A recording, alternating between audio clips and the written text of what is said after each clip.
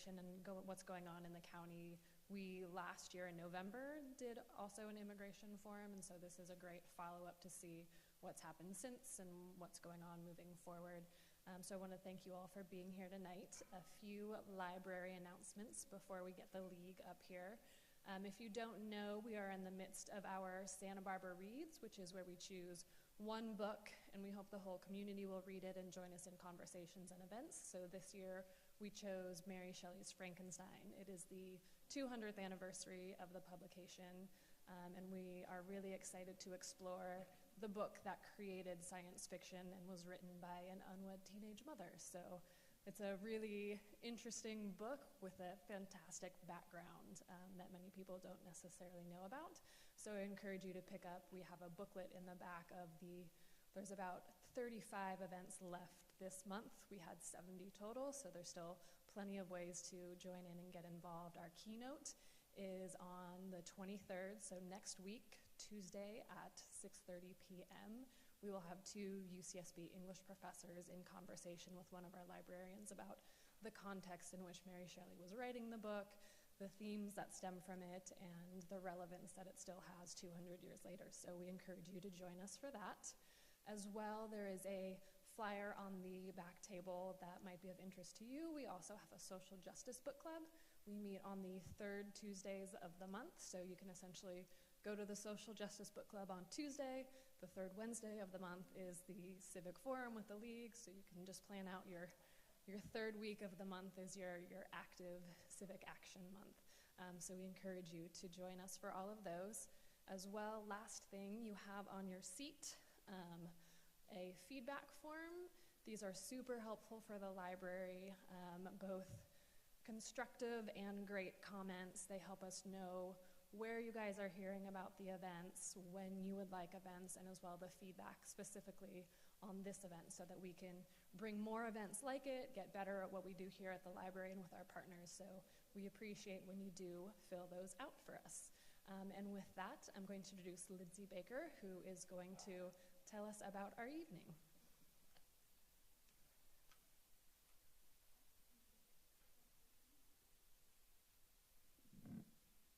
Welcome and good evening. Thank you for being with us here this evening. If you're a member of the League of Women Voters, Santa Barbara, our new directory has been mailed out. So watch your mail. This is the new directory, and you should be getting it any day now. Last year, the Independent and the Fund for Santa Barbara embarked on a new fundraising program called Santa Barbara Gives.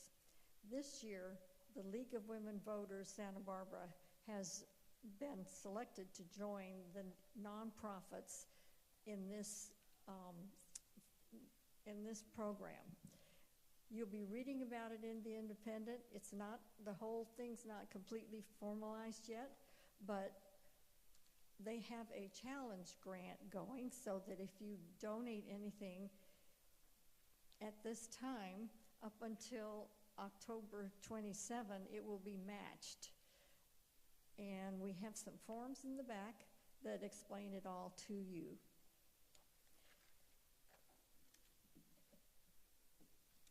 Okay.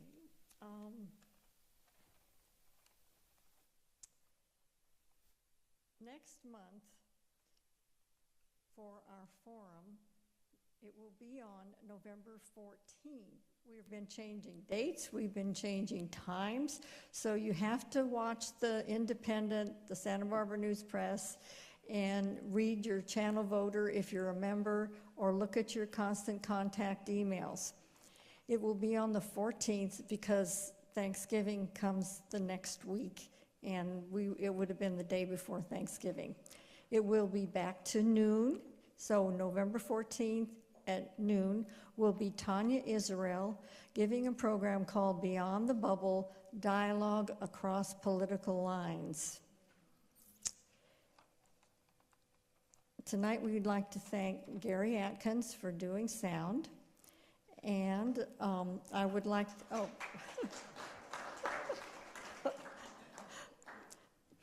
and I would like to introduce Susan Horn.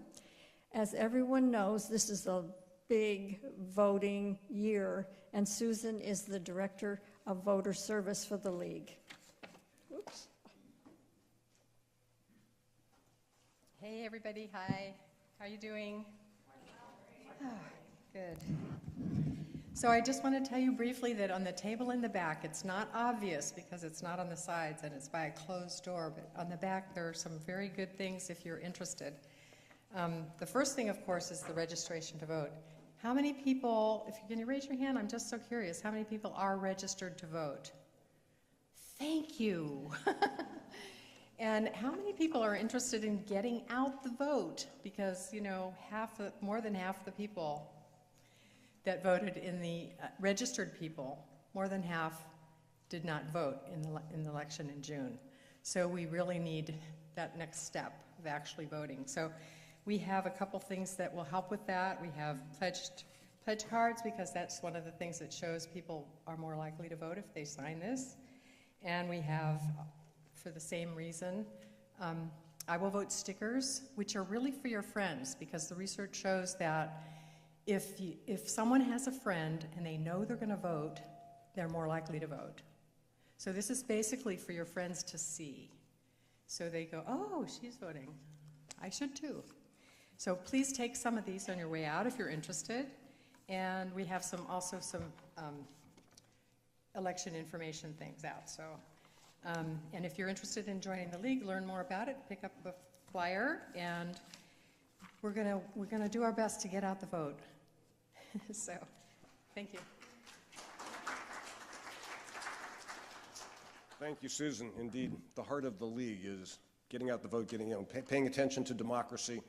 A big part of that is you're coming here to learn about what is going on in the community today about immigration. I want to thank the committee that helped put this together, Bev King, who's, as always, in the back doing membership, Julie Sulwald, Bev Herbert, Lindsay, and myself. We were lucky enough to get 4 terrific speakers. I think you'll get a lot out of this today. People who have been working in this area all the time. The format is going to be, each of them is going to have about 15 minutes to talk to you about what they do and what they think is important. We will do questions after that. Questions are going to be, we're going to ask you to write your questions on those little red pieces of paper that are on your seat, and there are extra ones up front if you are very inquisitive.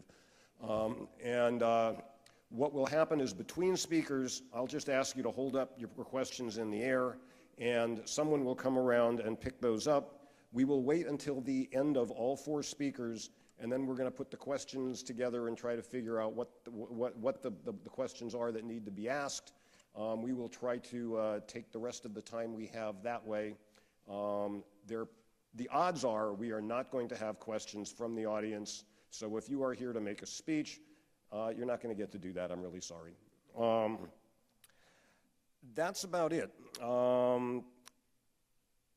I guess with having done that, I will go get my introduction.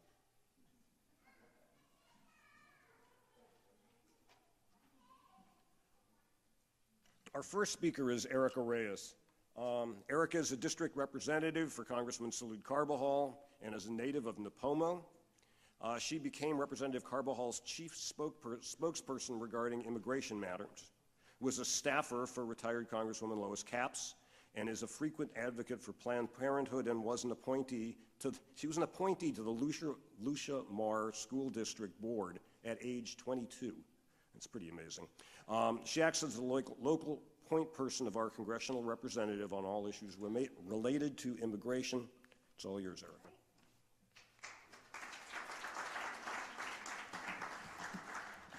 Hi, good evening. How's everyone doing tonight? Great. Well, thank you, David, for inviting me here to present. I have a lot of content to get to, so I will be very brief with my intro, but I wanted to thank the League as well. I've been working on and off on immigration issues with the Congressional Office for about 6 years now, but I really wanted to kind of get into a broad stroke of the last 2 years of what we've been seeing with changes at the federal level, and so I'll be speaking much more broadly and bring it down to the local level, as my fellow presenters will be speaking to the local level as well. So Just the disclaimer before I get going, as you guys all know, in the news, we see something about immigration-related news, policy changes coming up every single day. So whatever I say now could already be invalid with new stats that are coming out. I didn't provide any handouts simply for the reason that things are changing so fast that it's impossible to keep up, and we want to try to save paper. So I did put together a little PowerPoint presentation here. Would you help get this up? I'm not sure how to. Oh. Here it is, yes. All right. Yeah, there it is. And okay. So, just doing general updates on federal policy and kind of the local implications we're having here. So I want to start at the beginning of our current administration and where they started with changing some of the immigration policies. We haven't seen anything really change legally. There's been nothing legislatively that has passed. But what is changing is at the administrative level with some of the policies and the rules. So I'll be going over all of that next. So to begin with, we saw changes with the travel ban that included restricting immigration travel, whether that's an immigrant visa or a non-immigrant visa, coming in from the countries included here: Libya, Yemen, Syria, Iran, Somalia, Venezuela, and North Korea.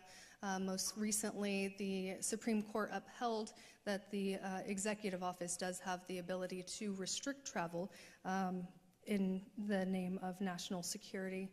So those are still currently in place now. I also work as a district representative on constituent cases, and we've had several cases come up with family members who are United States citizens here who have family who is not able to travel at all. These are children, married spouses, parents, and there's just no way for them to get through. There is a waiver process that is available for family members, but then there's an additional administrative processing that happens. And administrative processing is kind of veiled in some secrecy. It's basically security background checks, happens anywhere from 7 to 100 times on an individual's case, and it can stop it from progressing. So that's what we're seeing with the cases here that are stuck in the travel ban. Their waiver maybe got approved, but they're still undergoing background investigations that just can't be cleared. We don't know when they will be resolved. So the travel ban is still active now.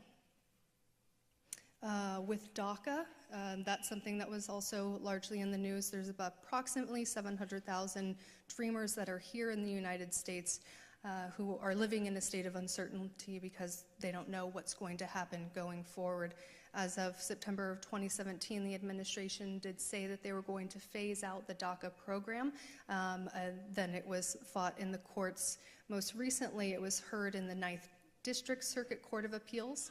They have not yet said what they are going to do, what their final decision is going to be. And just as I gave that disclaimer, you never know what's going to happen. Just today, the Department of Justice did come out with a letter saying that if a decision is not made by October 31st on DACA, they're going to request that the Supreme Court take up the case as soon as possible to try to get a decision made. There are several pieces of legislation that have been brought to the floor to try to resolve the issue.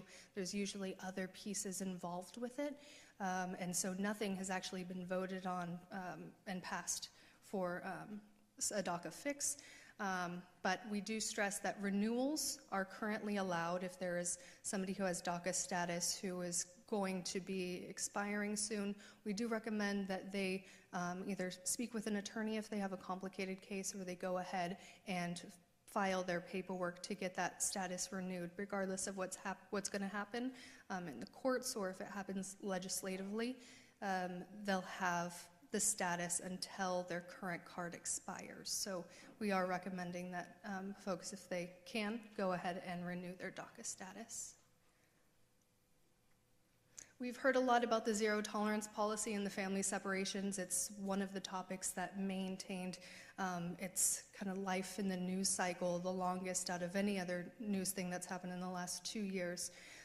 Basically what happened was it switched individuals who were illegally entering the United States at a non-port of entry to be prosecuted criminally. So under Health and Human Services requirements, this required the children to be separated because the parents were technically under a criminal charge.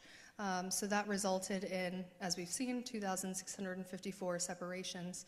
The numbers that I have up here are a little bit fluid. There's conflicting information coming out in the court cases between the ACLU and HHS as how many children have actually been reunited. But as of the numbers that I saw, 2,070 children have been discharged, and that means they've either been put with their family members or a family member in the United States or their country of origin. The child turned 18 and they were able to leave on their own. They were placed with a sponsor, but there's still an estimated between, and it's a very large number, 245 to 66 children that they're disputing have not yet been placed. We're also recently in the news, there was talks of the administration possibly bringing up another family separation because of the number of immigrants that are coming to the border. There was a caravan estimated 1,600 to 3,000, I heard, coming in from Honduras, Guatemala area. And so the administration is floating the idea of doing another kind of family separation policy, but they're calling it a binary policy, basically saying that the family has to choose whether or not the children will be separated or if they will be held indefinitely in detention as a family. Under the Flores Agreement, which the Department of Justice is trying to remove, a child cannot be held in detention for longer than 20 days. So they're trying to figure out in the courts how exactly that would work, and the legal parts of it aren't my expertise, just the policy areas. So that's something that's been floated. Whether it's legal or not, I can't say. That will be up to the immigration judges. But that's kind of where we are right now with the family separation policies. Big changes have come with the asylum policy changes. So this is somebody, and a lot of the people who are coming to our southern border are trying to seek asylum. It was set back in 2014, a precedent that people could seek asylum based on fleeing gang violence from their country of origin, or if they were victims of domestic violence in their home. That includes both physical, verbal, and sexual assault that was happening in their home. Most recently, in June 11th, 2018, our Attorney General reversed that precedent and said that cases will no longer be considered for asylum based on fleeing gang violence or fleeing domestic violence. Here right now we have a backlog of asylum cases of about 2.5 to 3 years. So somebody goes to the border, seeks asylum, they remain in the United States awaiting a hearing before a judge, and that's when they'll have their asylum case heard. At that point, it's approved or denied. They can stay in the United States or they must return. But so those people, that backlog, they came to the United States under the assumption that they could claim asylum based on those fleeing gang violence or domestic violence. Despite that, their case will be considered under the rules that are currently in place for their hearing. So if they came in 2 years ago, have a hearing tomorrow based on a domestic violence case, then it is very unlikely that it will be approved for asylum. That is currently a lawsuit that's also pending. There's a lot of stuff happening in the courts right now. ACLU has taken that up, so we'll see what happens with that. Unaccompanied minors are a huge number of children who are in the United States. Shelters, whether that's temporary or long-term shelters.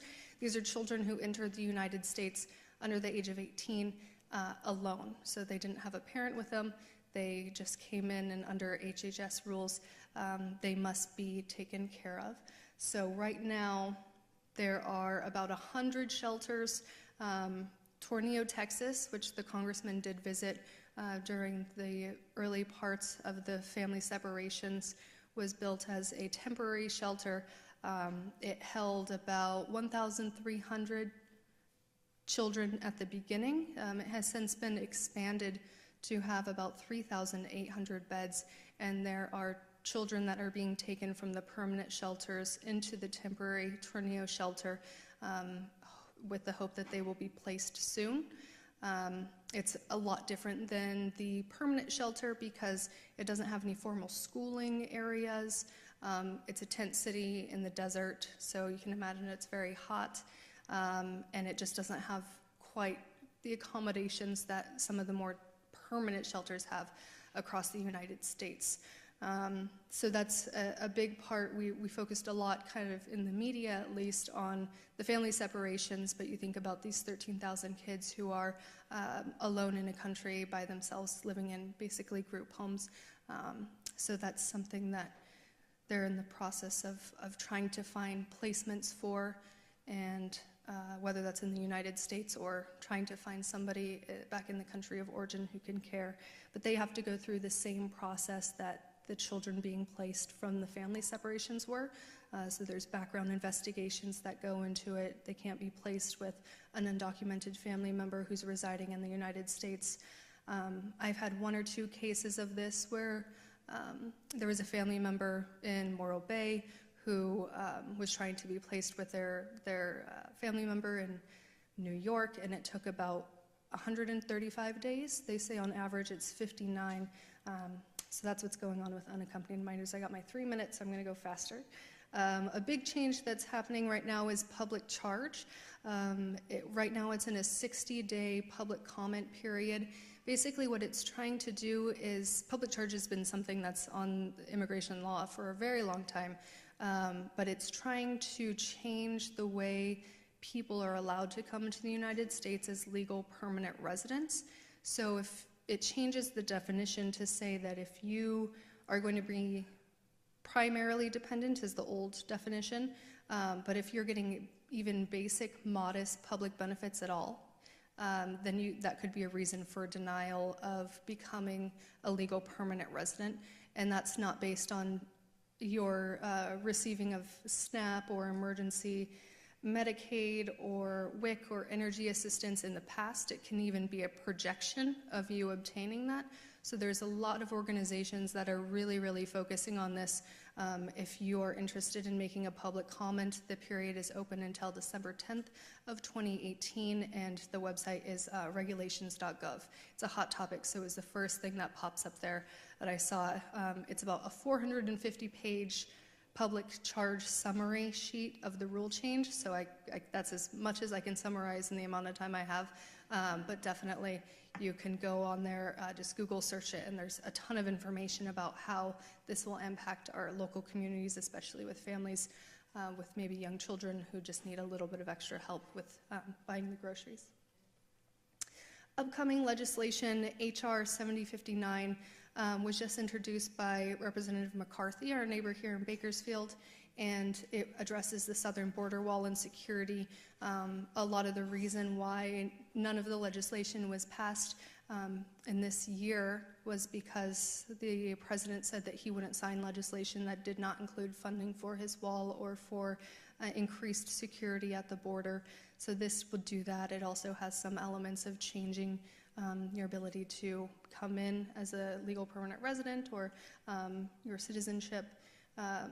And as of December 7th of 2018, there's likely to be a vote on this because Department of Homeland Security will run out of funding at that time. I don't know if you guys know, our government almost shut down like a month ago, September 30th. They did a continuing resolution for Department of Homeland Security so they could bring that up for a vote again in December. So around December 7th, if not sooner, we'll have a large package of funding that will come up. And this is my last slide on ICE enforcement, which will segue nicely into what Sheriff Brown has to speak on. A lot of the thing that we've seen is sanctuary state laws have changed, and that's changed how enforcement is happening here in our community. It used to be ICE would go to the jail facilities to pick up somebody who had committed a crime and did not have legal status here in the United States. That's no longer allowed in many cases. So now we're seeing ICE more visible in our communities, going to homes, performing traffic stops. There's been continued enforcement based on criminal history that has sometimes resulted in collateral arrests of people who are not being targeted by ICE. But we're also seeing an increased number of cases that are no longer being granted stays of removal, so for humanitarian reasons. So I know Anahi and Sheriff Brown will speak to that more, so that was the end. I look forward to your questions at the end. Whew, that was a lot to fit in. Thank you very much, Erica. Our next speaker, as has already been somewhat introduced, is Sheriff Bill Brown. Recently re-elected as Sheriff of Santa Barbara County for the 4th term, Bill Brown began his law enforcement career in 1977 as a police officer and then as police chief in Moscow, Idaho. In 1995, he was selected to be the chief of police in Lompoc, where he served until being elected as Santa Barbara's sheriff in 2006. Sheriff Brown is the immediate past president of the California State Sheriff's Association and the past president of the California Police Chiefs Association, the only person to have ever held both of those positions. And he's going to take a position right here in front of you.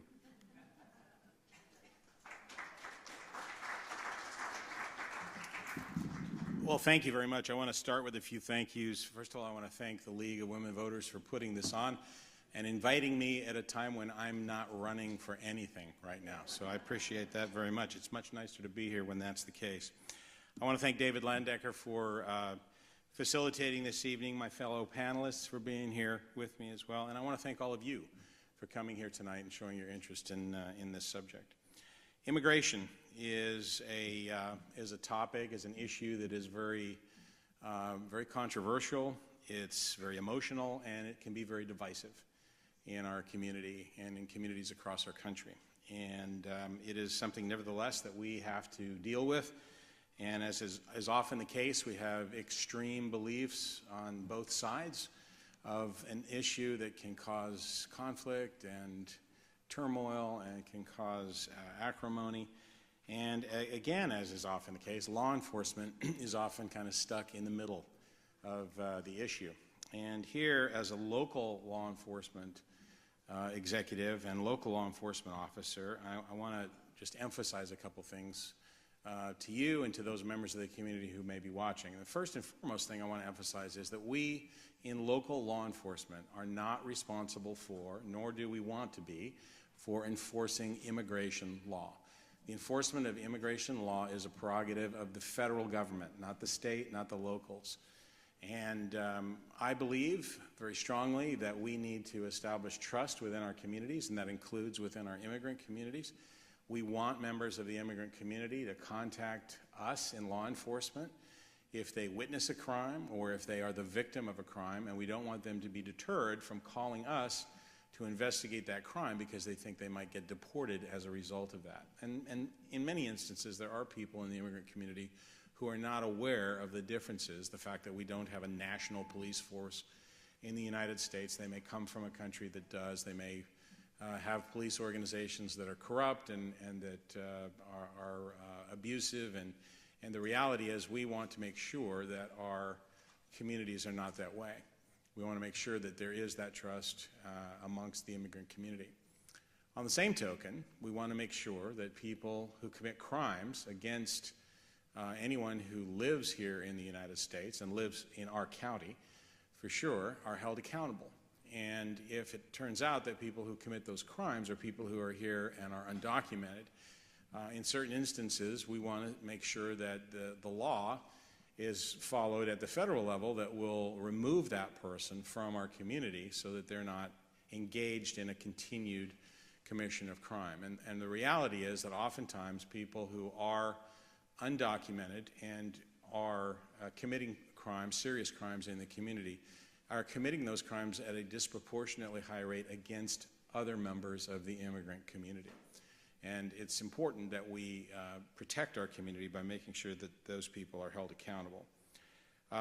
Like everything else involved with immigration, I think it all boils down to one thing, and that is that there is a need, and you hear this from people on both sides of the aisle, certainly from people who hold political office or are running for it, that we have a strong need for comprehensive immigration reform. And until we achieve comprehensive immigration reform in this country, we are going to have problems and issues that relate to immigration. We need to have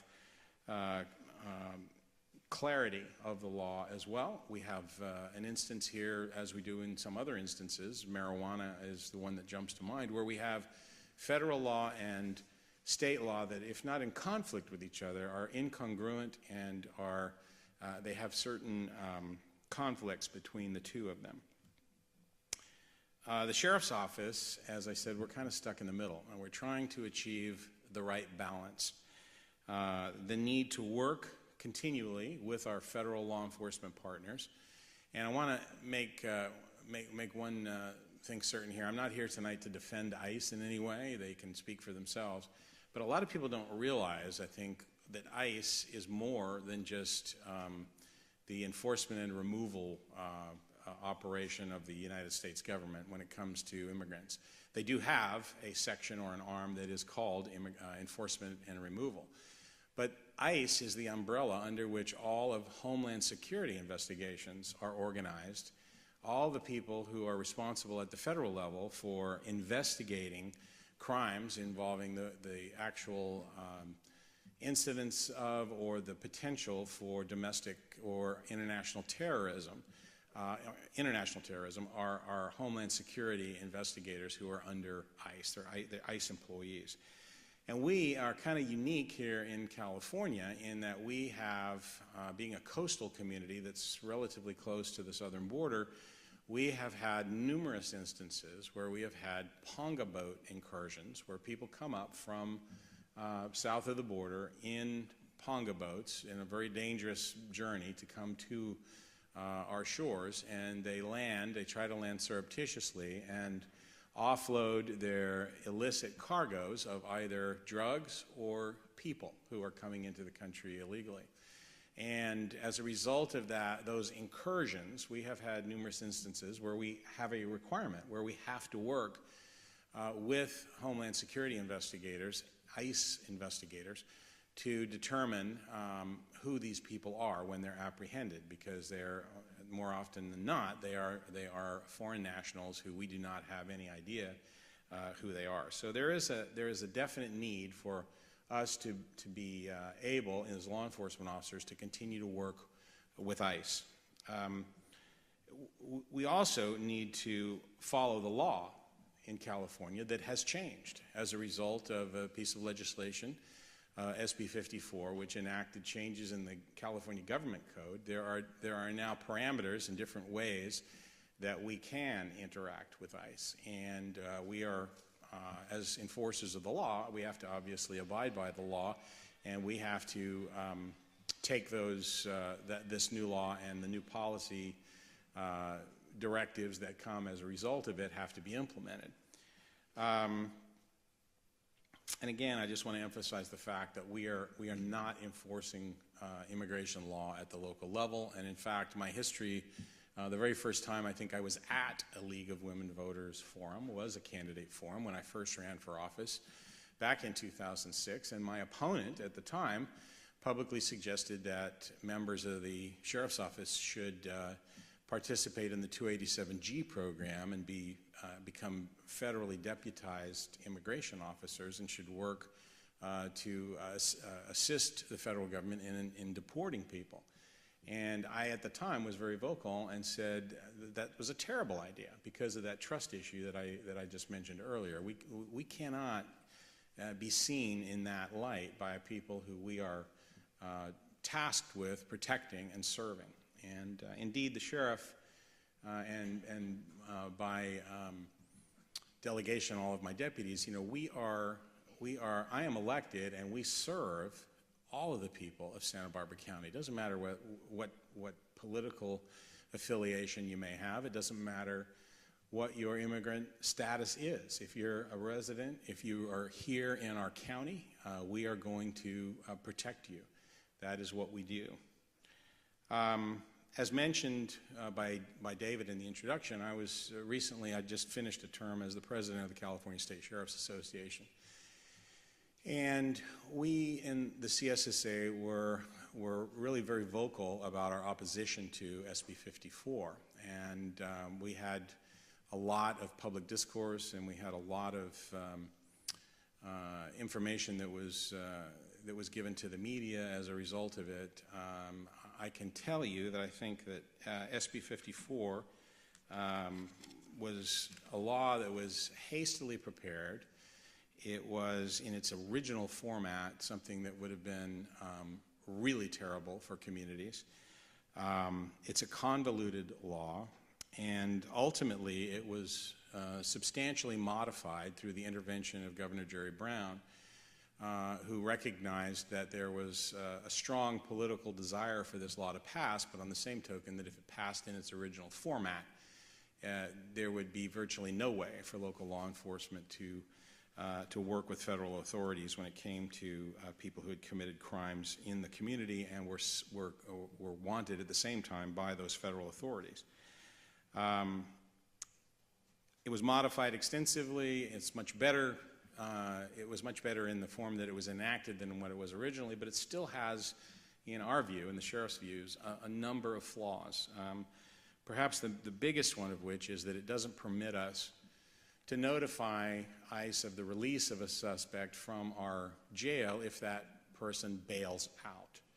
And to give you an idea of why this is a problem, in the county to the south of us in Ventura, there was a case where a suspect was arrested after a lengthy investigation for a child molestation that had involved a juvenile female who had been molested for a number of years on an ongoing basis. Suspect was arrested for that case. It was determined, ICE determined that that person was in the country illegally. They sent a notification, a release notification request to the sheriff's office. But before that person was arraigned and before that person went to court and presumably would have been convicted, that person made bail, and they made bail and were released from jail. And under the provisions of the law, there was no mechanism for the sheriff's office to notify ICE about that release. A day or so later, ICE contacted the sheriff's office and wanted that person to be taken into custody, and were told that he had bailed out. ICE went out and looked for that individual and surmised that he had fled the country and that he was in all likelihood in Mexico. So the problem, obviously, in that case and others like it is that victim, there won't be any justice for that victim, and the potential is there for other victims to be victimized by that suspect who fled accountability. SB 54 is, as I mentioned, not without controversy, and it's been challenged several times. There's a federal lawsuit that is underway right now where it was challenged by the Department of Justice, and recently a state court judge in Orange County ruled that the law conflicts with the city of Huntington Beach's rights as a charter city and is therefore illegal. That judge issued a writ of mandate that the state cannot enforce the law, the so-called sanctuary state law, in the city of Huntington Beach. And to give you some perspective, there are 121 out of the 482 cities in California that are charter cities. So this law doesn't apply to counties, countywide. It doesn't apply necessarily even globally to charter cities, but it does perhaps show that there is, it's forthcoming. It's unclear at this point, but it may show that the judge's ruling will impact other charter cities. The bottom line is this. We do our best in law enforcement to follow the law, and procedurally we do that.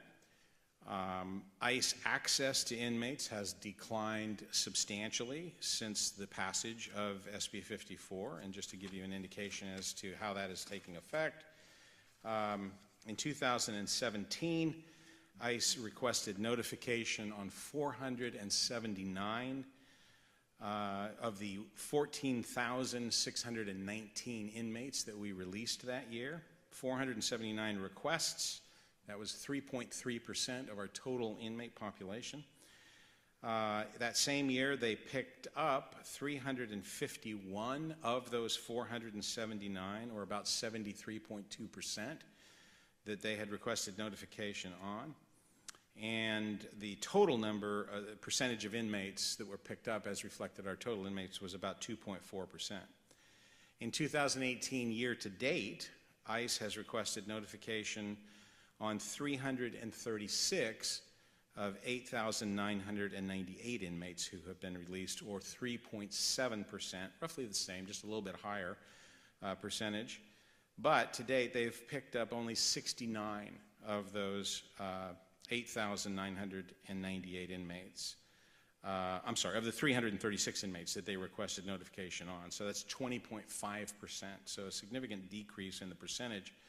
And it's about 0.8% of our inmates overall. And I want to emphasize that they're not picking up everyone that they request a notification on. And in fact, there were 4 particular cases that I wish they really had come and picked up persons. We had one person who had been in our jail 42 times.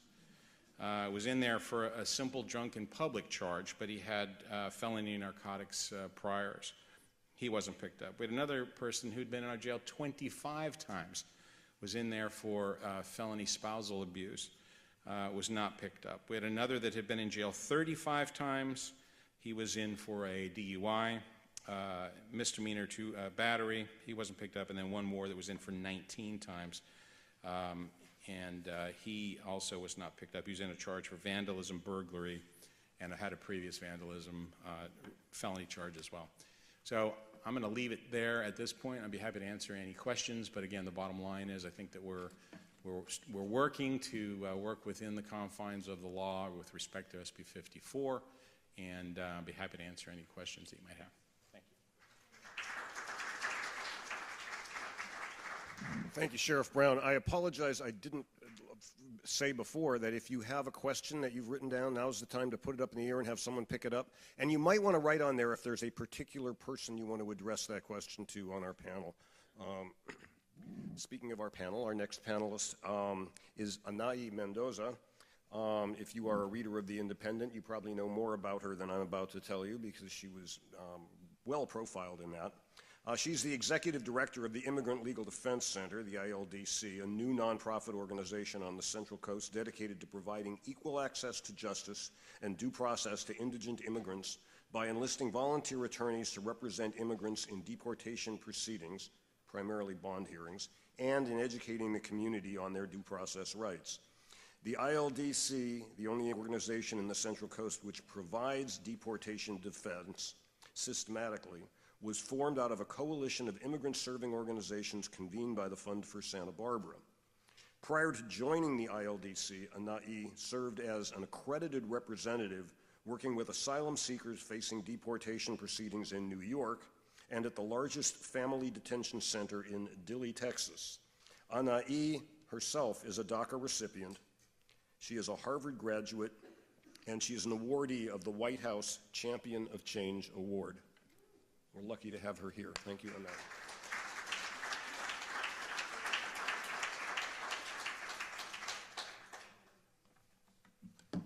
Thank you for having me. How's everyone doing tonight? Good. I'm going to pull up my slide over here.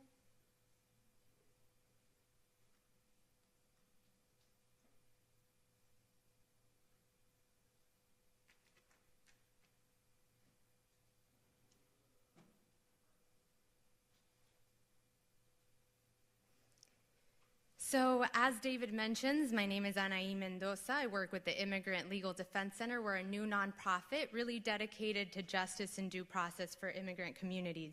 So before I talk to you a little bit about what the Immigrant Legal Defense Center does, let's first talk about our immigrant population here locally. There are about 100,000 immigrants living in Santa Barbara County. 43,000 of them are undocumented. Which accounts for 9% of the population. So compared to LA, it's the same percentage. 9% of the LA population is also undocumented. Of those immigrants residing in our region, 86% have resided in the county for 5 or more years. So these are long-term immigrants, people that you know, probably clean your house or work in construction.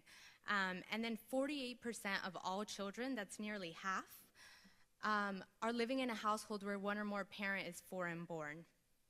Now, if you look at our undocumented population, a professor at UC San Diego notes that based on a study that he conducted in the southern states, more than 15.4% of individuals who are undocumented are eligible for a type of immigration relief. They just haven't had the opportunity to speak to an immigration attorney. So now if we take that into account, who's our immigrant population, the next question becomes, who's being placed in deportation proceedings in our region? And we do have a number of asylum seekers coming from Central America. As Erica noted, it's now more difficult for individuals to get asylum, but people who are survivors of domestic violence in other regions are still getting asylum, just under a different category. Aside from asylum seekers, we also have unaccompanied minors, mainly in Santa Maria. These are kids who are coming to the U.S., fleeing violence in their home countries, and coming to reunify with one of their parents. The other group of people that are placed in deportation proceedings in our region are people who are picked up by ICE here locally. So as you all know, I'm sure you all have seen various newspaper articles referencing the various raids that have been happening in our community. And I just want to note that immigration enforcement isn't something new. Maybe it's something new that you hear about today because it's getting more press coverage, but it has always been taking place in our region. And what has changed is the priorities for enforcement. Whereas before, people who had certain criminal convictions were priorities for enforcement, now anyone, regardless of that, can be detained. And so these are just a few clips of newspaper articles of recent cases of individuals in our community. Now, let's talk a little bit about what happens when an individual is picked up by ICE. They are sent to one of these 2 processing centers. We have one in Santa Maria and one in Camarillo. These are processing centers. They're not held there long term, maybe 2 to 3 hours. From there, they're sent to a remote detention center, usually one in Adelanto in the high desert. Or they could be sent to James Music or Theo Lacey, run by the Orange County Sheriff's Department. Both of those detention centers have a combined 958 individuals that they detain at any given time. And the Adelanto Detention Center detains about 1,900 people at any given time. Now, it's important to note that these are administrative detention centers, so people are being held there for purposes of immigration to have the opportunity to speak to a judge. They're not being held there for criminal violations. The people that are there that have committed crimes have already completed their sentence on these crimes, and they're only being held there to see an immigration judge. Now, this is interesting to point out because these detention centers, Adelanto in particular, is run by a private prison company and operated much like a criminal place of confinement. Adelanto is run by the GEO company. And a recent surprise government inspection found nooses hanging in cells, misuse of solitary confinement. Solitary confinement is used in administrative holdings. And delayed medical care. They have 2 dentists for a population of 1,900 people. And most people think of dentistry as, cosmetic work, but it involves people who have extreme pain and need something removed. And so these findings led investigators to say that these things pose a significant health and safety risk for people that are being held there. Now let's talk a little bit about access to representation. In California, 68% of people who are being held at one of these immigrant detention centers, again, being held administratively to appear before an immigration judge and see if they're eligible for relief, 68% of those people do not have representation. So unlike our criminal court system, individuals who are held for immigration purposes are not entitled to an attorney at the government's expense. What this means is that individuals must find their own private immigration attorney, and this often can cost anywhere between $1,500 to $20,000, $30,000. And the people that the Immigrant Legal Defense Center works with are unable to afford these very steep legal fees. So now let's talk a little bit about the people that are lucky enough to get a nonprofit to represent them or to pay a private immigration attorney to represent them. People who are represented, 33% of those that are detained immigrants that have an attorney win their case. This is compared to individuals who are not detained, somebody who's been able to get out from immigrant detention on a bond. 71% of those people win their case.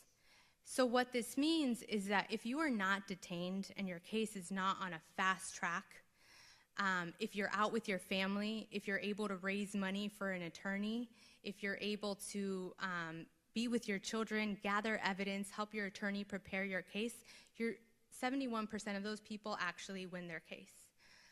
So this is really important to the Immigrant Legal Defense Center because we want to make sure that people have the best opportunity to be able to stay in the country if they're eligible for relief.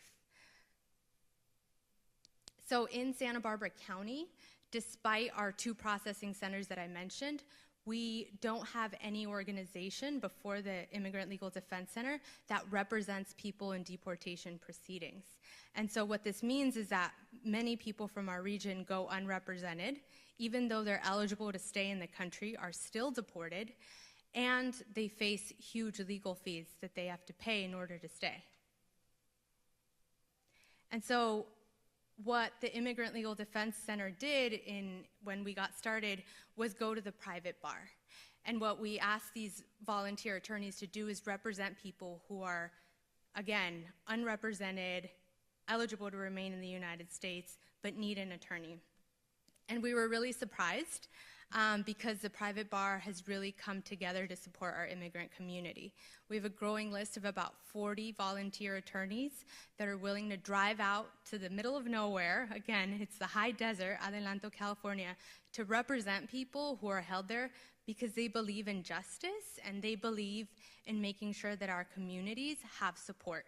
And so Santa Barbara County has really come together to make sure that our local immigrants don't have to be deported if they are eligible to remain in the U.S. So on the right, you'll see one of our pro bono attorneys who represented a case this summer. And so aside from recruiting volunteer attorneys, what the Immigrant Legal Defense Center does is we help our community verify ICE presence with a supportive cause. We help individuals find their loved ones once they've been detained. We provide representation to people who are held in these immigrant detention centers and need assistance with bond to be able to be released.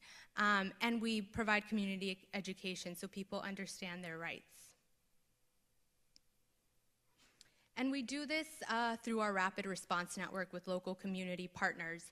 CAUSE has a great alert system that allows individuals to be able to text this number, 24587, and say, hey, I think I see ICE in my community, is this true?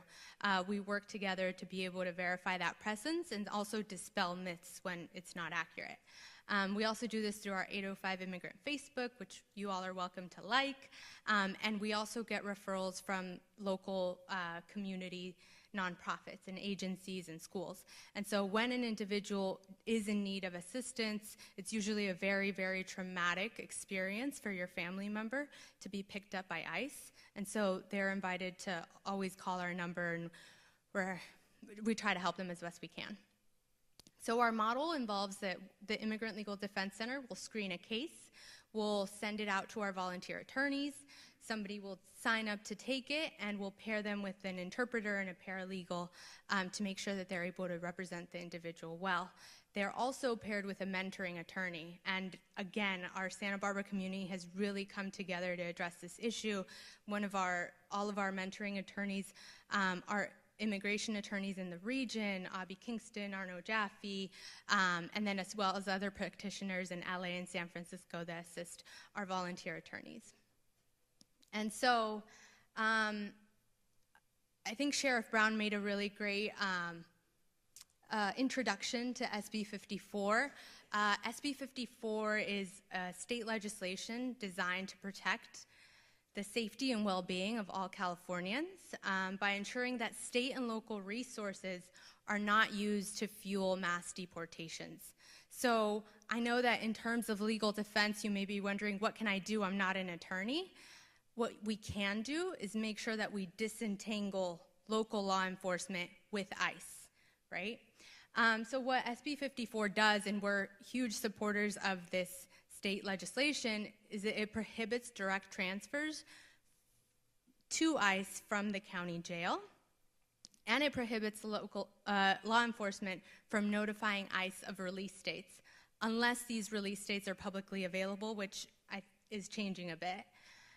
What it does not do is it does not prohibit ICE from entering the county jails.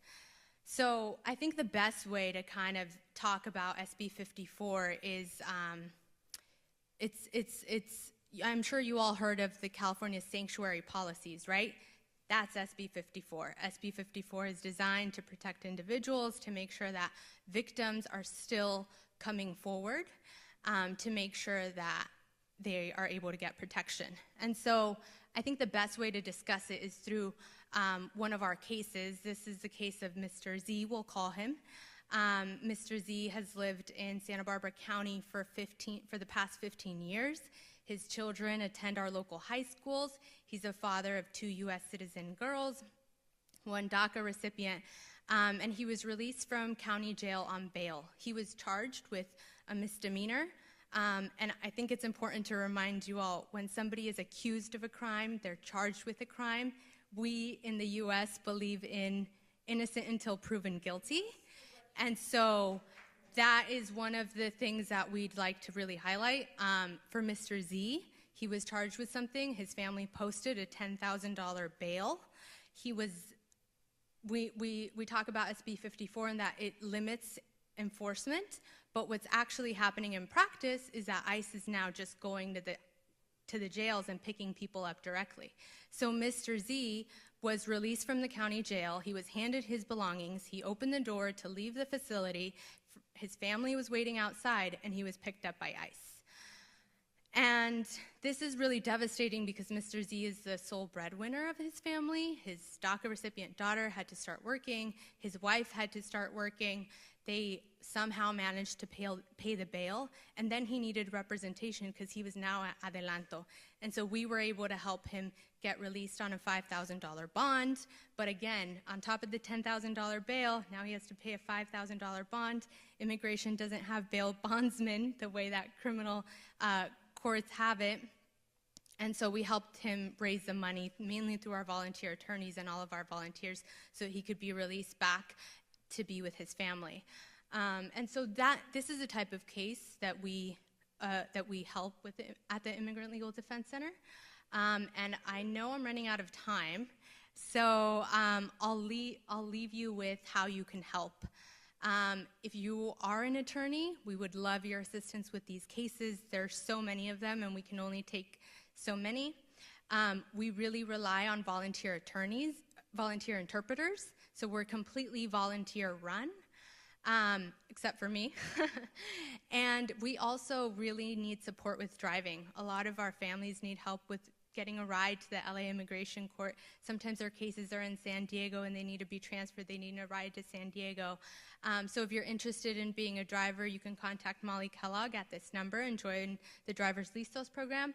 And the main way that you can really help our organization, we got a very generous grant from the Fund for Santa Barbara. It's our seed money. It was $50,000, but we need more donations from the community. And so the volunteer attorneys have really stepped up and said, we care about justice, we care about protecting our families, we care about protecting local immigrants. And so now we're inviting you all to also pitch in and make a donation to the center. There's some flyers in the back in case you need more information. And thank you so much for having me.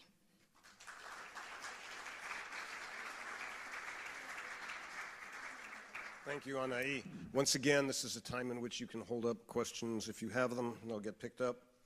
Our final speaker is Jacqueline Inda.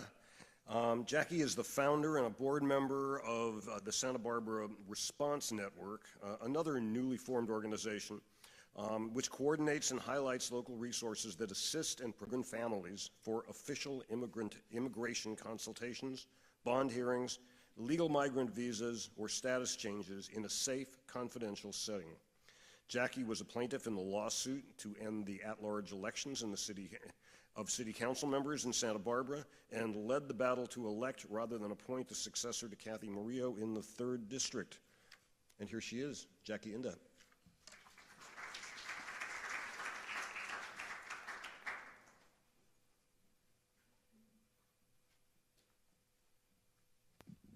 Thank you guys for sticking around so long. Let me see if I could play with this gadget here.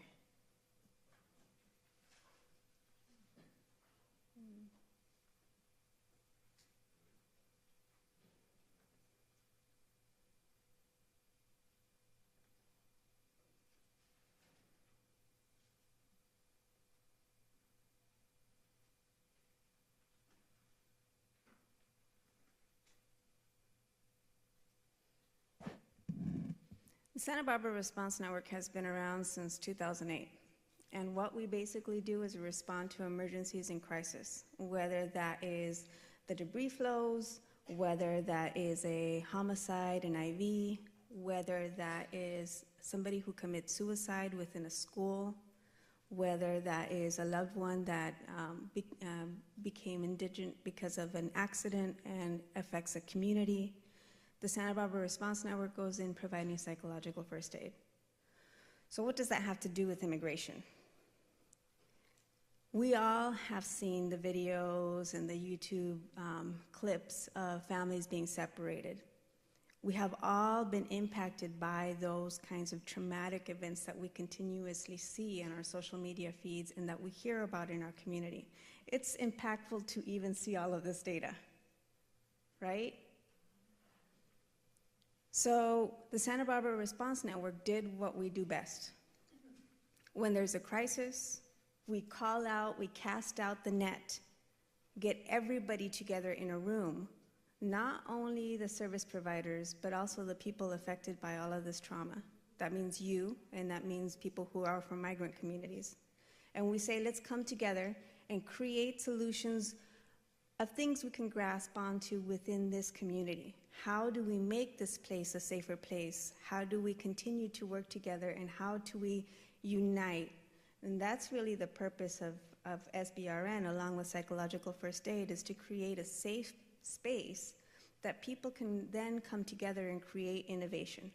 So while I appreciate all of the information that we've just received, what we're really talking about is social justice, equality, and dignity.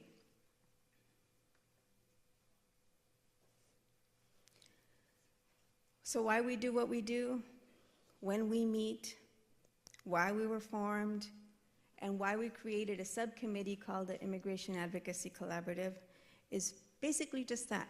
It's bringing the community together and create the safe space. And we'll go over the different slides that'll talk a little bit more about everything else in here. We've all heard the majority-minority impacts. We've all talked about how the community from the migrant standpoint is hurting. One of the things that we did in bringing people together is listen to all of the different things that we all have in common and try to figure out how to make a better system in this community.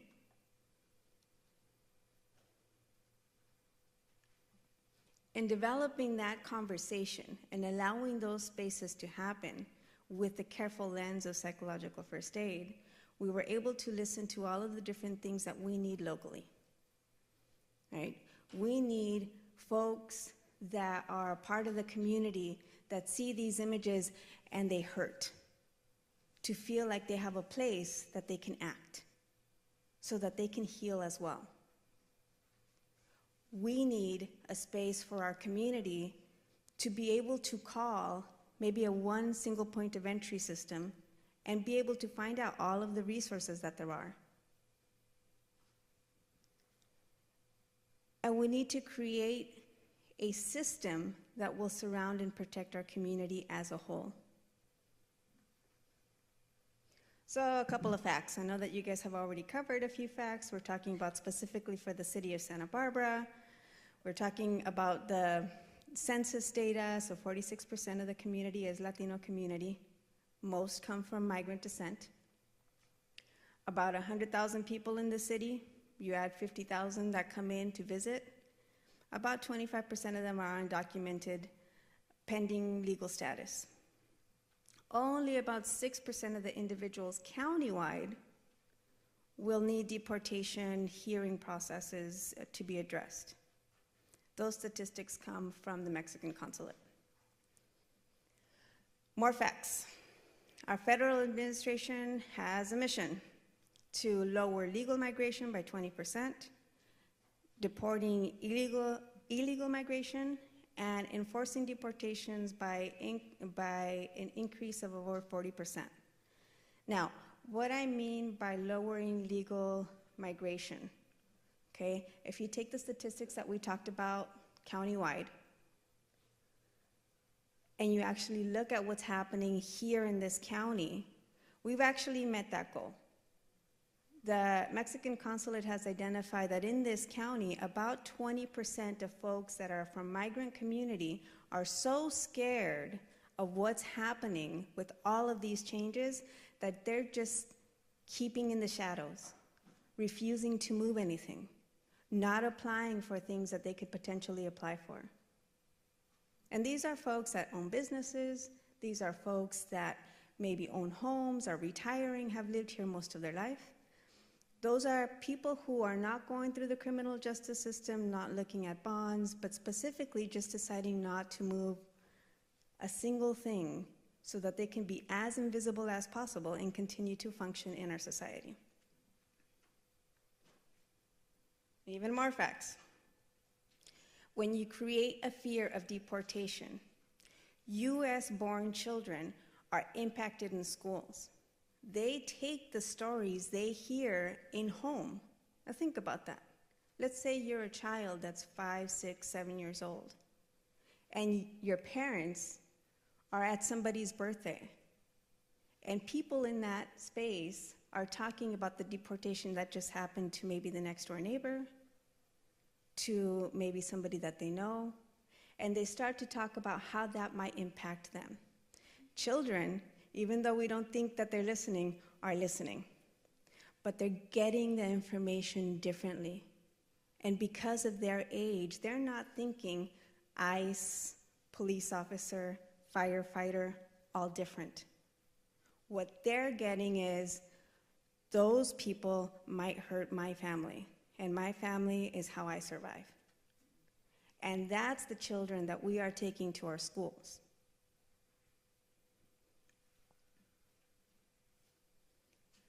The more difficult part, think about yourself. Think about somebody breaking into your car in the middle of the night. And you waking up in the morning going, man, I need to call the police department. And when the police department comes out to do an investigation, they get their information, and you start to ask around in your neighbors, hey, did you happen to see anything? Because we all do that, right? Imagine that the person across the street from you has some kind of fear of deportation. Are they going to raise their hand and say, yeah, I'll be your witness. I saw exactly what happened. I recorded it on my phone. Probably not. The reality is, we still receive calls to our 911 system. People are not just not calling 911. When there's an emergency, people call. We rely on that. But what happens when you're preparing a case and it gets transferred over to the DA's office and they can't find witnesses and they don't have the evidence to move the case forward, or even the victims can't be found? The cases start to drop. So we're talking about social justice and equality, right? What can you do?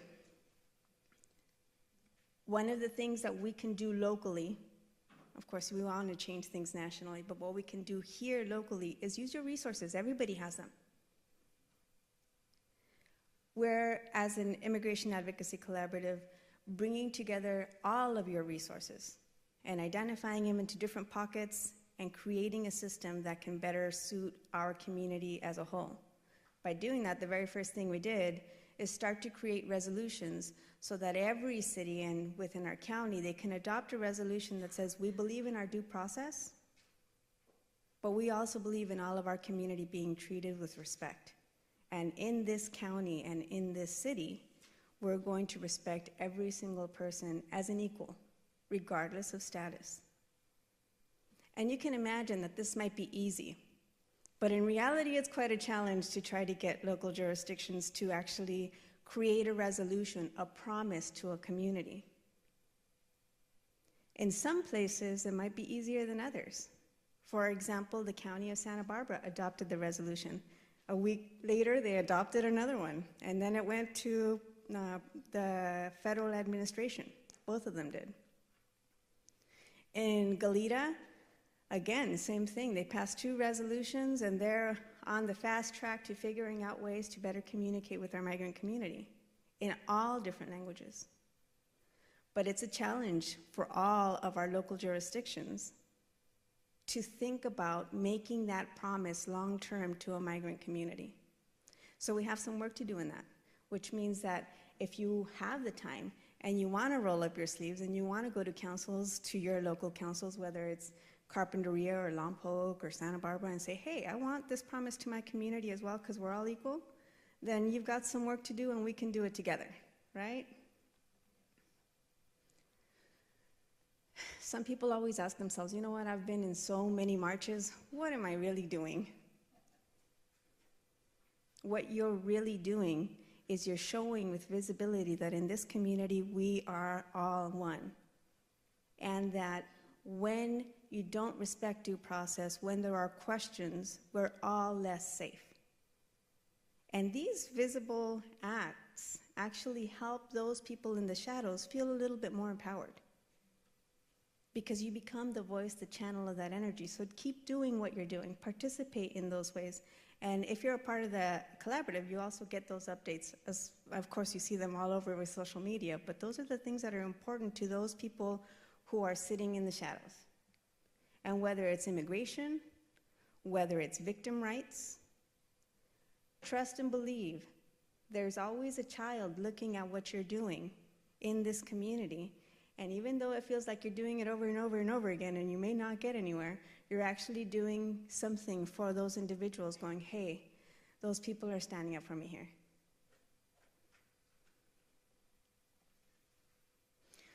Okay, so there's some people that don't like to do the marches, maybe don't really want to do the community involvement with getting resolutions passed. Then another focus that we've also done is, of course, we've talked about this family separation. Well, guess what? We're talking, the stats that you looked at are for children that are separated within the United States. There is a lot of migration that happens to the border. And when you're on the other side of the border, you don't get transported into the system here. You get stuck at the other side of the border without your parents.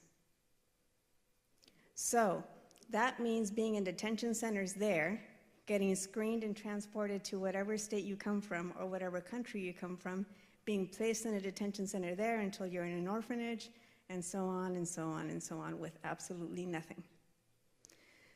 So what we've done to help people get through the coping of all of the things that you've seen is we've created drives that will get these over to those detention centers at the other side of the border. We've done this as a partnership with the Response Network, as a collaborative with the Mexican Consulate and the Embassy, to be able to use your skills. If all you have is being able to get basic needs to the other side and we can help you get there, then you're doing something, right? It's getting action into what we're talking about here. What does equity mean? It means that when there are a large percentage of a community, like 46% of our community needing help, we create a system that is equitable and equal to all of the other systems. And I know I'm running out of time. All of this stuff is in that back table. But I want to leave you with one thought. Why do we have a single point of entry for people who are homeless? Why do we have a single point of entry for people who are disabled? For children that have services 0 to 5. Why? Because our communities, whatever they are, don't have all of the resources and the phone numbers in the back of their brain when they need them. Not even us, right? A single point of entry provides quality and services uniquely to everybody based on that.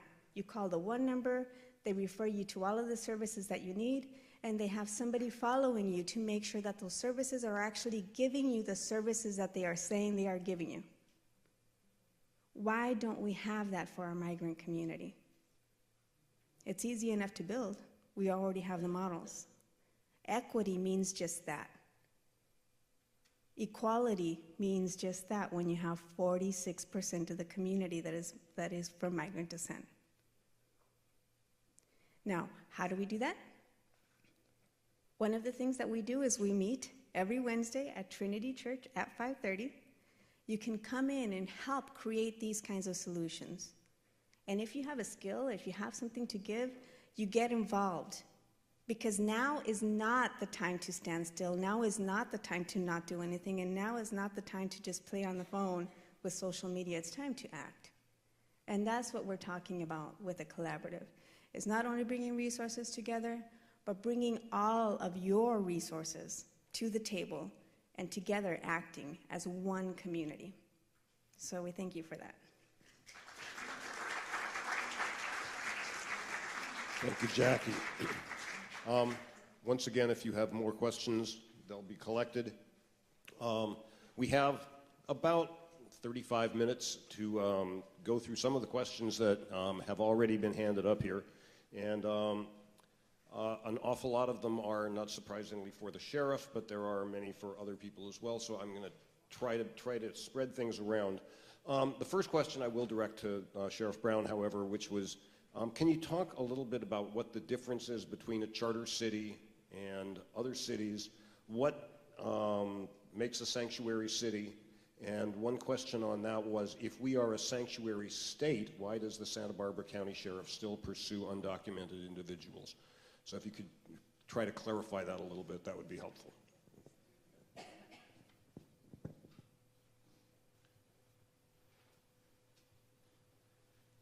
Okay, well, I can't really give you a definitive definition about a charter city. I'm going to have to leave that for the lawyers. It is a distinction in terms of the governance of the city, and I think my limited knowledge of it is that it is a city that is responsible for developing its own rules of enforcing the law in certain areas, and they tend to be larger cities, larger communities. That's about the extent of what I can tell you about charter cities. I can't give you a definitive definition of that. The second question was, what makes a sanctuary state? Is that? Well, sanctuary city. Oh, what makes a sanctuary city? Some cities have adopted resolutions defining themselves as sanctuary cities. The SB 54 was dubbed, the sanctuary state law. Even the author basically said that was a misnomer. That the reality is there's no such thing as a sanctuary state. All of our states are part of the federal government. The federal government has the authority and passes and enforces immigration law. So a state can't secede from that or not be part of that. So in many respects, it's a symbolic title rather than that. And then the last question was kind of a loaded question, but if I got it right, is if we are a sanctuary state, why does the Santa Barbara County Sheriff's Office, what was the last part of that? Pursue undocumented individuals. Yeah.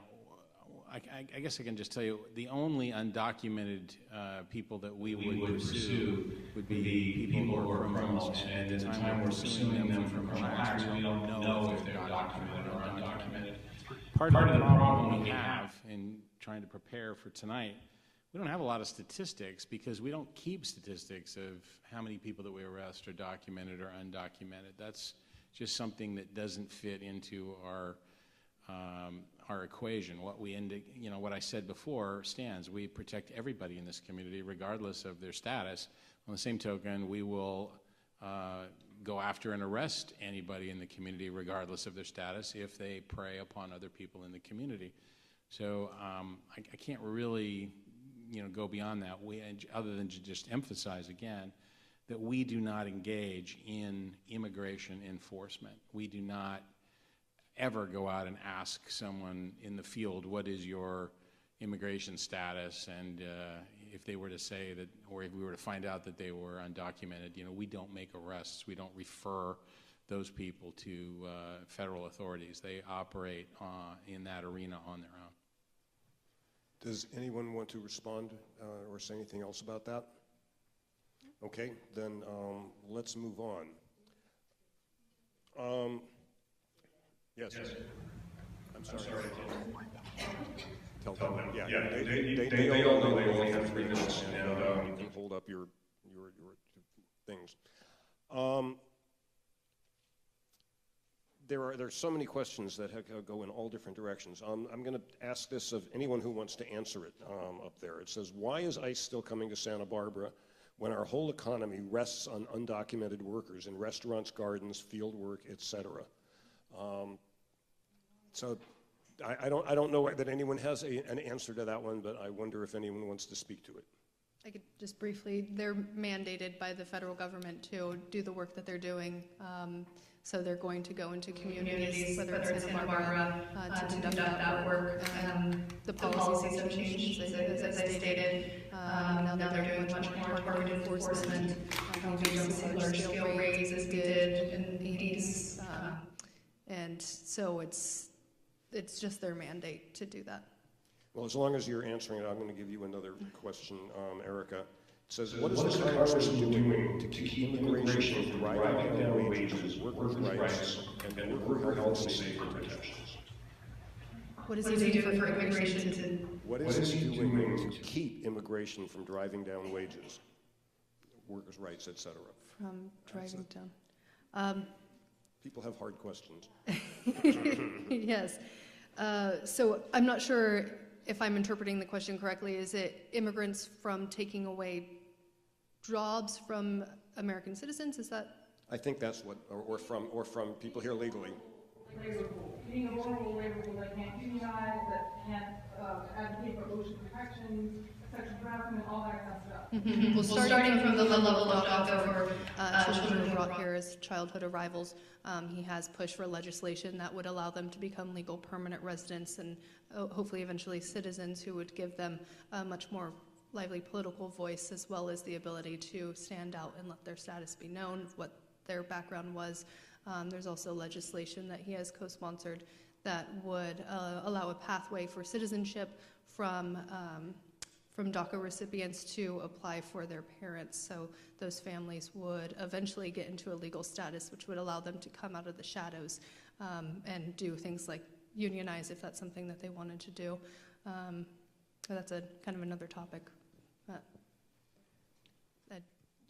I think Sheriff Brown, were you waving at me, or did Anahi? I just wanted to jump in with a follow-up to the last question. I didn't get a chance to, but if other panelists want to address this one, I'd be happy to. Well, I wanted to address the first question, which Erica covered. They're federally mandated to be here, but elections really do matter. So as we saw in Santa Maria a few years ago, we didn't have an ICE processing center in Santa Maria. It was located in Lompoc.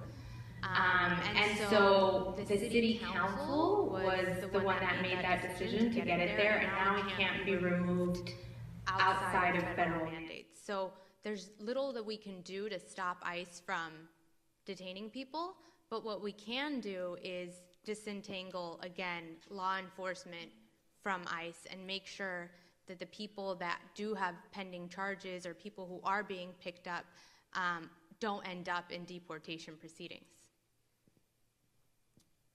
Okay. I'm going to get back to you on, you'll get another chance when you're talking about something else to go back to that one.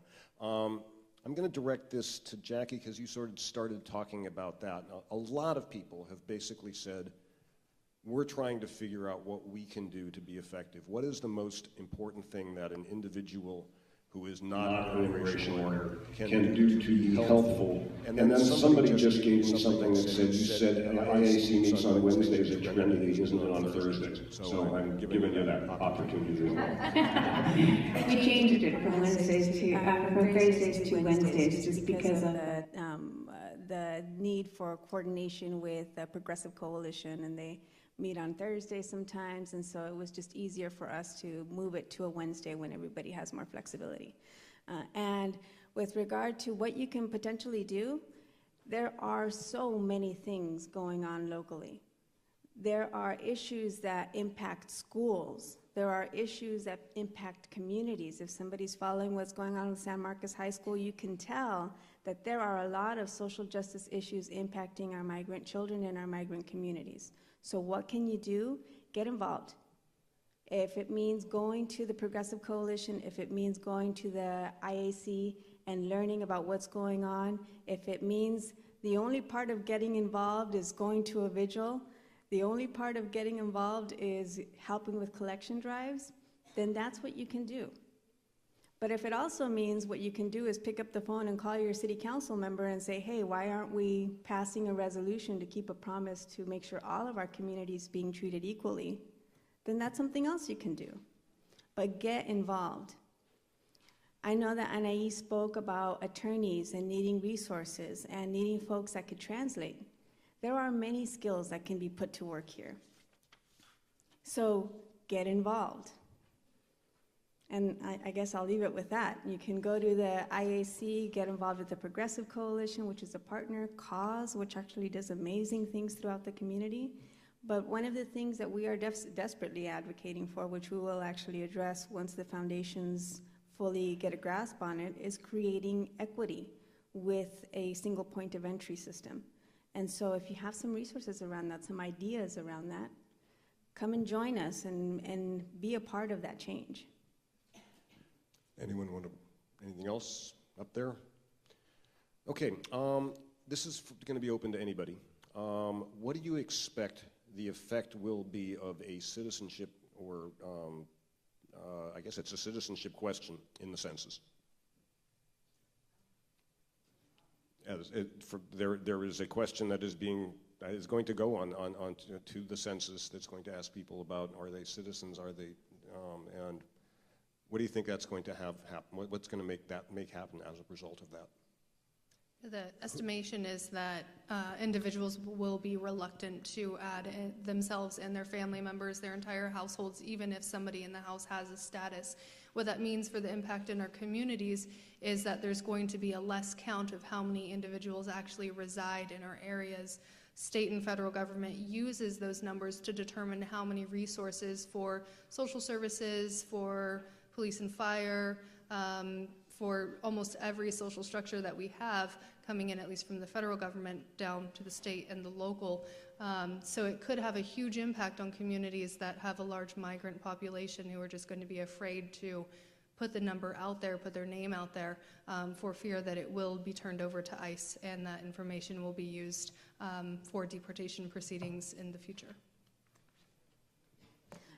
I could add just a couple of thoughts. Most of our migrant families, or most of our children from migrant descent, they've lived in this community forever. They've participated in census before. In 2015, we had a different federal administration than the one that we had previous to that.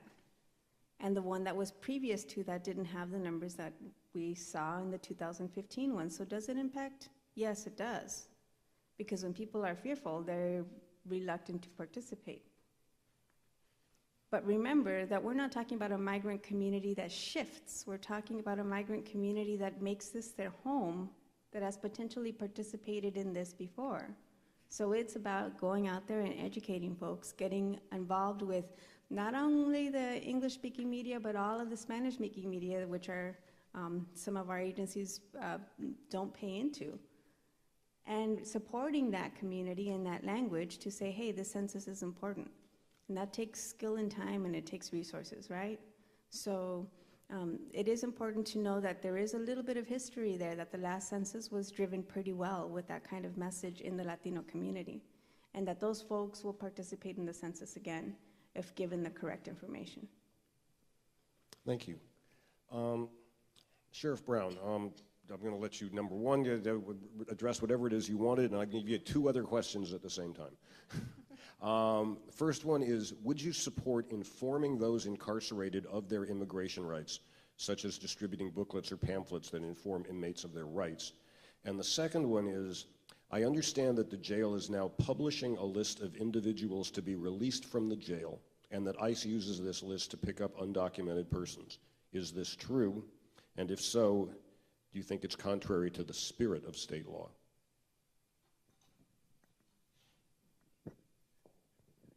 Okay, thank you. First of all, I just wanted to back up and just the question that came about in terms of why is ICE operating in the field in Santa Barbara? And I just wanted to throw out there, and I don't want this to be an I told you so or we told you so, but one of the things that the State Sheriff's Association was saying at the time when SB 54 was proposed was that if this was enacted, it would change the way that ICE operated. And in the past, ICE operated almost exclusively in Santa Barbara County by taking inmates from the jail who were also wanted for federal immigration violations, and for taking them out of, at the time, in the Lompoc Center and then the what became the Santa Maria Center, really primarily as a result of taking inmates out of the federal prison in Lompoc. And that was, it was unheard of. I mean, I can't remember, either in my experience as a police chief or as sheriff up until the last year, ICE operating out in the field. They certainly had done it years and years ago. There were some raids on restaurants and businesses and farm fields and so forth. But the typical field operations in Santa Barbara County were almost non-existent, and certainly not anything that we were aware of at the local level. But what we feared was that if this law passed, and if ICE wasn't able to pursue their mandate, as mentioned earlier, that they would ultimately go out into the community. And that's what they're doing now. And they are, by all indications, targeting people who have committed criminal offenses and also happen to be undocumented and do not have documentation. But the problem is the collateral effect that was also mentioned, where they'll go to arrest one person who's wanted because he has a previous criminal history. But with that person happens to be a friend or a brother or someone who just happens to be in the wrong place at the right time, and that person ends up getting arrested collaterally. And I would submit to you that wouldn't have happened beforehand. With respect to supporting the notification of rights of inmates with respect to their rights as immigrants. Really, the Truth Act, the modifications to the Truth Act and the Trust Act have really made that point kind of moot. Because at this point, if ICE comes in and wants to interview, they still have the right to be in the jail. They still have the right to request to interview an inmate. But if they do that, we are required to notify the inmate of that and to give them a form, which basically they have to review and sign, that says they either want to or don't want to participate in that interview. And it basically tells them, and again, the verbiage from the law tells them that they don't have to submit to that interview. And as a result of that, there's been a complete chilling effect on interviews between ICE agents and inmates in the jail. I asked my people today in preparation for this, are we aware of any that have happened? And there have been a couple of attempts perhaps, but none that they're aware of where there actually has been someone who's submitted to that actual interview as a result of that. In terms of the publishing of a list, we do publish a list of who is in our jail. It's not it's on our website. And so in other words, if you have someone that you're inquiring about, you can go on that website and determine if they're in our jail. And there is information that's publicly available, which includes the release date that person is in jail. This is something that's a feature of a jail management system that we had been in the process of switching over to for about 2 years prior to the enactment of SB 54. It's not a product of SB 54, but it is something that is obviously being used. It's available to the general public, and it is used by ICE. ICE gets, wind to the fact that someone is going to be released. And it does, in certain instances, bring them to the jail, and they do make arrests as a result of that. Do I think that it is in conflict with the spirit of the law? No, not really, because the law specifically grants that exception. There's language specifically that says that information cannot be released unless it is made publicly available, and that's what we're doing. You can argue that it's, it shouldn't be done or it should be done, but the reality is the law does permit it, and we're trying to follow the law as closely as we can. Does anyone want to respond to any of that? Anahi? Yeah, I'll just add, I think that the comment about, now ICE is going to go into homes, and ICE has always done that through something called targeted enforcement actions. ICE has always been in the community. It's just the community never really spoke out about it. And it's only been until recently that local community members have really stepped up to try to figure out what's going on with ICE here locally. A lot of the targeted enforcement actions, a lot of the deportations that have been taking place all go under the radar. I get calls from people who are driving their kids to school and ICE stops them and they don't know who to call and they don't know what to do. This isn't something that is new. It's always been happening. And another thing I wanted to point out is that the forms that Sheriff Brown is talking about is something encompassed under the Trust Act. It basically says that people, if ICE wants to speak to someone in the jail is required to notify this person through a form. So an individual who's undocumented and is sitting in county jail and is not happy about being in county jail gets a form and says ICE wants to speak to you, they can say yes or no. And a copy of that is given to ICE if the person says no. So I think it's important to highlight that, again, the disentanglement, right? Do we want to be a Santa Barbara that protects people regardless of their immigration status? Do we want to do something different? I think that's where the crux of the issue lies. Thank you. This question is addressed to Anahi or Jackie. Do you believe that anyone who can get here has the right to stay here? Many undocumented immigrants are in the U.S. on expired visas, such as student or tourist visas. Many, perhaps most, are not Latino. Where would you draw the line? I think that for the U.S. has a history of embracing people of all nationalities and of all statuses to some respect.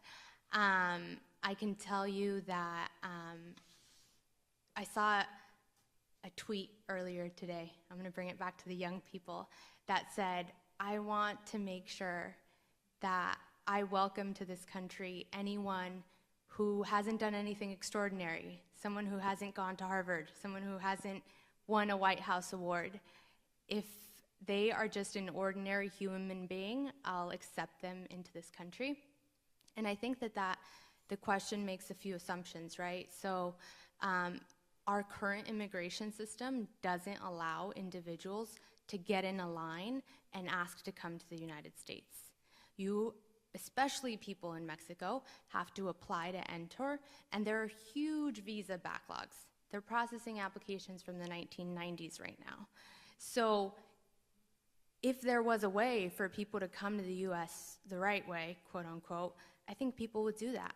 In addition to that, asylum seekers are entering the United States, presenting at a port of entry, saying that they fear for their lives in their home country, and asking for asylum. And that's, doing it the right way. And what happens to them is they get placed into these detention centers, they get separated from their children. And so I think that we need to reform the bigger system in order to be able to address that. And I would just add that in reality, what we're talking about is practicality and what's real, right? We can't assume that theory is going to make sense, because theory is just that. What we're talking about is the reality of the community that we live in. Yes, we can try to change things nationally, federally, or statewide, but we're talking about the community that we live in with the people that live here now and the way that they're treated. And equity and equality is not that much to ask for. So are we really talking about a question that talks about theory? Well, maybe. But the reality that we face on a day-to-day basis is that the person that's sitting next to you may or may not have status, and that's okay because that's the reality we all live in. So why not make it equitable, and why not make it equal? And why not allow our due process to take shape? So a theory is a theory. What my beliefs may be different than others, but accepting reality and coming to innovative solutions, that's the way to go. Thank you. Sheriff Brown, I got this question in a couple of different forms from different people, but it was about the example you gave of the child molester in Ventura who was released on bail and fled. And the question they ask is, why is an accused child molester who's a clear flight risk being granted bail in the first place, regardless of immigration status? Well, the reason for that is that the current system, the current bail system is flawed, and it really, was ripe for reform. We're going to be seeing reform with SB 10, which remains to be seen if that's the right type of reform. But the reality is now, there is a bail system. There's a constitutional right to bail, arguably, and all it takes at this point in our law is a certain amount of money to bail out if you're charged with a crime. So it's not whether that person's a flight risk or not doesn't become a factor because they're bail if bail is made. If someone is a known flight risk, there is an opportunity for law enforcement to go in front of a court to make an argument, and we actually had a case like that occurred with a rape case that involved an Eastern European person who had raped someone and was trying to make bail, and we were able to get to the court, and the court did order him to surrender his passport before he would bail. But in reality, if the guy who's working at 10 o'clock at night, and who's receiving a bail bond or bail cash from someone isn't necessarily going to know the mechanics of the case as to whether or not that person would be a flight risk. So I'm hopeful that what we'll see with the new law is better opportunity, everyone being screened, and if someone is a risk to either reoffend or to flee, then that person will be kept in jail regardless of their ability to raise the money. Anyone else on that one? All right, Erica, I'm going to give you the last question. Or it's actually two questions, and I'm not sure whether they fit together or not. The first of them is, at the federal level, which policy movement is the most urgent or detrimental? In other words, what should we be lobbying you or our congressman about? What's the most important thing going on? And then there's another question which goes in another direction, but I'm going to give it to you now, which is, are unaccompanied minors being sent to temporary shelters in order to fulfill the federal government's promise to keep for-profit detention centers filled to capacity? All right, so in terms of specifically what's happening with immigration, I'd say what I mentioned about the public charge and the rule change is probably the biggest issue that's come up recently. And like I said, you have until December 10th, the 60-day comment period, to talk about that, because it's really going to have an impact on not only the communities that are currently here. There's undocumented individuals who are here who are still eligible to apply for legal permanent residence. It does require that they return to their country for the interview. And when they do return to their country for their interview, it's quite possible, if this rule change goes through, that they will not be able to come back into the United States because they're not able to meet that change in what is considered public charge. So that could lead to even further family separations. So I'd say that's probably the most emergent. But again, the funding that's coming down on December 7th with the government, potentially shutting down, but the continuing resolution expiring. There's a lot of money. It's $63 billion that could go to funding the border wall, increased security, And there's a lot that's also in that package that I didn't mention, including increased funding for ICE. They've said that they want to expand the presence of ICE throughout the United States, and this would provide the funding to do just that. So we could see increased enforcement here locally should that piece of legislation go through. I imagine there's going to be other pieces that come through, but definitely having your voice heard at the public charge level. In terms of the unaccompanied minors, it's a mix. There's nonprofit organizations, religious organizations, and for-profit organizations, businesses that are making up these shelters. The ones I mentioned specifically for Tornillo is a private contractor company that was traditionally used for military government contracting. So a lot of the facilities look like what would be in Iraq or Afghanistan and building up a quick shelter. So there is profit that's coming off of that. I can't say it's exclusively for profit. But there are, as I said, nonprofit and faith-based organizations as well in those more permanent shelters, but the temporary ones have been private contracts. Thank you. I want to thank all of you for your time and coming to us and being so forthcoming. Of course, I want to thank the library. I want to thank Gary. I want to thank all of you. Most importantly, I think on behalf of the League, I want to remind you that you have your opportunity to do the one thing we can all do in 3 weeks, or right away, actually. I've already done it. You can vote. Please do that, and please come back for more of our forums. We appreciate it. Take care. Have a nice night.